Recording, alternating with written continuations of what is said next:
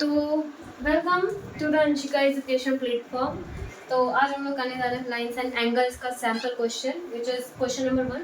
तो देखते हैं क्वेश्चन क्या कह रहा है। फिगर तो काफ़ी कॉम्प्लिकेटेड है लेकिन सॉल्यूशन जो इसका काफ़ी इजी है, तो हम लोग इसको देखते हैं क्या क्वेश्चन कह रहा है और उसका सॉल्यूशन निकालने की कोशिश करते हैं।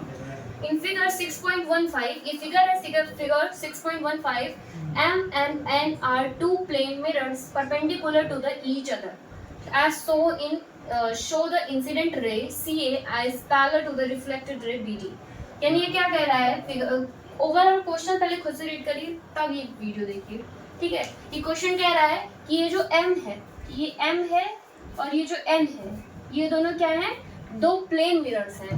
दो प्लेन मिरर, सबसे पहले हम लोग जब क्लास 9th में जब हम लोग फिजिक्स पढ़ रहे होते हैं तो वहाँ पे हम लोगों ने ढेर सारा लॉ, मतलब 10th में भी हम लोग ये सब पढ़ते हैं कि रिफ्रैक्शन रे, इंसिडेंट रे क्या होगा। सपोज है कि प्लेन मिरर है, अगर आप लोग यहाँ से कोई लाइट पास कराते हो यानी एंगल ऑफ रिफ्रैक्शन ये इसके बराबर होता है, ठीक है।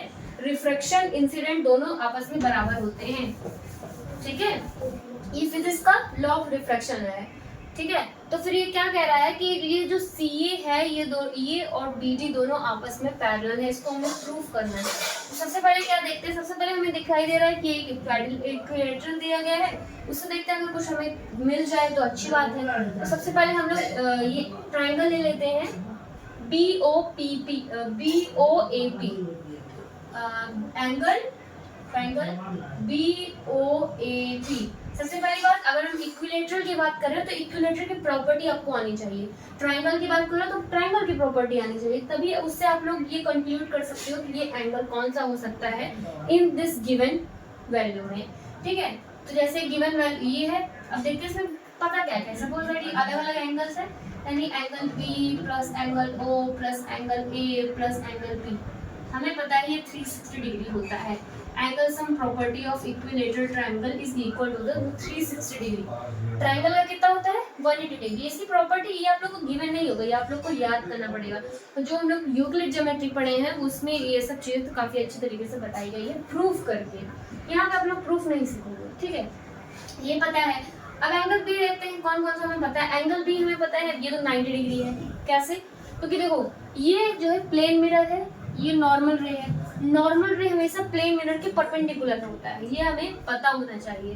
तो ये तो 90 हो जाएगा, चलो 90 इसको लिख देते हैं, प्लस 90 लिख देते हैं, प्लस ये एंगल O भी देखो ये भी 90 डिग्री दिख रहा है आप लोग को, तो ये भी आप लोग का क्या है 90 डिग्री है। 90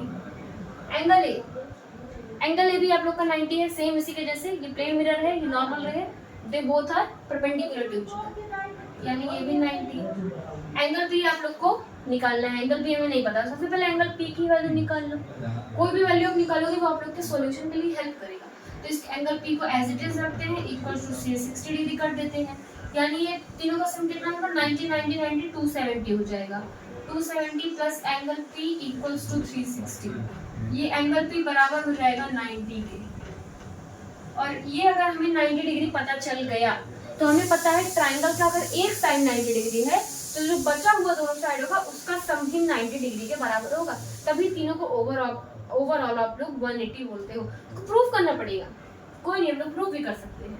तो सबसे पहले हम लोग एंगल ट्राइंगल ये ले लेते हैं, एंगल ले लेते हैं BAP, angle B triangle BAP। इसमें क्या पता है, B पता है 90 डिग्री है, ऐसे अलग अलग लिख देते हैं, थोड़ा अच्छा से लिखना चाहिए तभी नंबर आप लोग का स्टेप मार्किंग होगा अच्छा। Angle B plus angle A plus angle B will be equals to 180 degree. Angle sum property, यहाँ पे आप लोगों ने इक्विलैटरल लगा है, यहाँ पे ट्राइंगल लगाओगे। एंगल B पता है 90 डिग्री है, पता है ना, एंगल B 90 डिग्री है।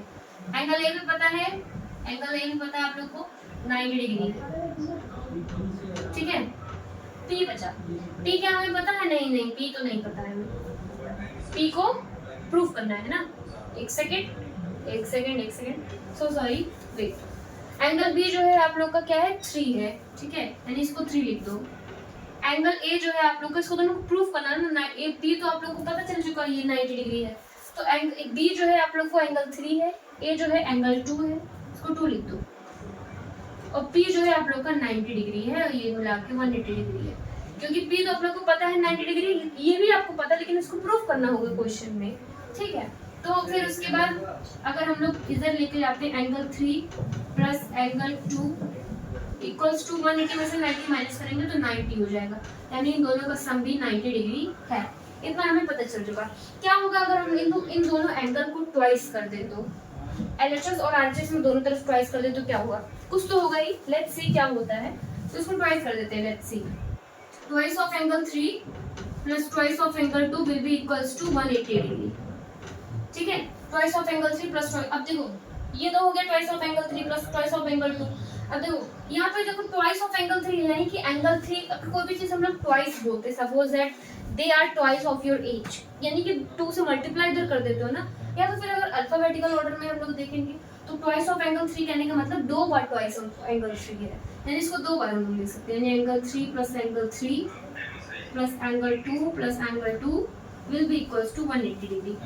ये थोड़ा समझ में नहीं आया होगा। देखो जैसे अगर आप लोग, मैं कहूँ रूट 6 का जब आप लोग स्क्वायर करते हो, ये ट्वाइस करते हो तो उसको 2 बार लिखते हो ना, जैसे रूट 6 इंटू रूट 6, यही मतलब होता है ना। तो ऐसा ही सेम यहाँ पर भी है ट्वाइस मतलब, तो ये हो सकता है। अब देखो जो एंगल 3 है और एंगल 3 एंगल 2 देखो यहाँ पर, इधर देखो फिगर में एंगल 3 और एंगल 3 क्या 4 के बराबर होगा, law of refraction, incident ray refractive रे के बराबर होती है। ये फिजिक्स का एक नियम है। फिजिक्स के 3 नियम थे, फिजिक्स का 3 लॉ था उस चैप्टर में 10th के लाइट और रिफ्रैक्शन एंड रिफ्रैक्शन में, ठीक है। वहाँ पे 3 लॉ था। ये जो एंगल ऑफ इंसिडेंट है ये इसके बराबर होगा, यही आप लोग के क्वेश्चन में दिया गया है। यानी एंगल 3, यानी यहाँ पे एंगल कितना बन रहा है, 3 बन रहा है। देखो अगर ये प्लेन मिरर है आप लोगों का, ठीक है, ये प्लेन मिरर है, यहाँ से आप लोग एंगल ऑफ, यहाँ से इंसिडेंट रे आ रही है, यहाँ से रिफ्रैक्शन रे जा रही है, यहाँ से आ रही है, यहाँ से जा रही है, ये तो बहुत इंपॉर्टेंट है। तो यहाँ जो एंगल बन रहा है आप लोग का, ध्यान से देखना, ये प्लेन पे जो एंगल बन रहा है ये दोनों आपस में क्या होगा, बराबर होगा। ये फिजिक्स का लॉ है, ठीक है। तो क्या हम लोग एंगल 3 को एंगल 4 लिख सकते हैं, और क्या एंगल 2 को एक एंगल 1 लिख सकते हैं, लिख सकते हैं। चलो यहाँ पे लिख के देखते हैं क्या होता है। एंगल 3 को एज इट इज रहने देते हैं, एक जगह एंगल 4 लिख लेते हैं। एंगल 2 को भी एज इट इज रहने देते हैं, एक जगह एंगल 1 लिख लेते हैं, बराबर होगा 180 डिग्री की। चलो ये हो गया। अब देखो क्या होता है इन दोनों से, एंगल 3 प्लस एंगल 4, ये दोनों मिला के क्या होगा, ABD बना, ABD बना। एंगल 2 प्लस एंगल 1 को मिला के क्या बना, CAB बना, CAB बना, इक्वल्स टू, थोड़ा नीचे लिखते हैं, ABD plus CAB equals to 180 degree. इतना आप लोग को पता चला। अब इससे ही आप लोग का आंसर निकलेगा। कैसे, देखो अगर हम लोग इसको जो है ट्रांसवर्सल मान लेते हैं, किसको अगर हम लोग ट्रांसवर्सल मान लेते हैं, तो ये जो ट्राइंगल जो इससे अटैच हुआ है, इन दोनों का एंगल का सम आपस में क्या होगा, बराबर होगा। किससे, co-interior angle are equal. If these lines are transverted to the same angles of the triangle then they both are equal because of co-interior angle. तो ये बराबर हो जाएगा, तो इन दोनों का साइड भी आपस में क्या हो जाएगा, बराबर हो जाएगा। जैसे आप लोग एंगल बनाते हो, इस पे आप लोग सपोज ऐसे ऐसे लाइन दिखा दोगे, तो इसका जो सम आएगा ये 180 के बराबर होगा। ये प्रॉपर्टी है, तो इसकी भी ये प्रॉपर्टी है। अगर ये लाइन जो है ट्रांसवर्सल है with the both angle of the triangle then they both are equal because of co-interior angle and they both are supplementary also, ठीक है। तो हम लोग ये कह सकते हैं कि CA BD के बराबर है, CA parallel to the BD, ये दोनों आपस में पैरेलल है। ये आप लोग का हेंस प्रूव्ड हो जाता है यहाँ पे, हेंस प्रूव्ड, क्योंकि ये ट्रांसवर्सल है तो दोनों का एंगल बराबर होगा। दैट्स व्हाई ये दोनों भी आपस में क्या होंगे, पैरेलल होंगे, ठीक है। सो ये था आप लोगों का question number, sample question number 1। तो इसके नेक्स्ट वीडियो में हम लोग दूसरा क्वेश्चन करते हैं। So thank you so much for watching, bye.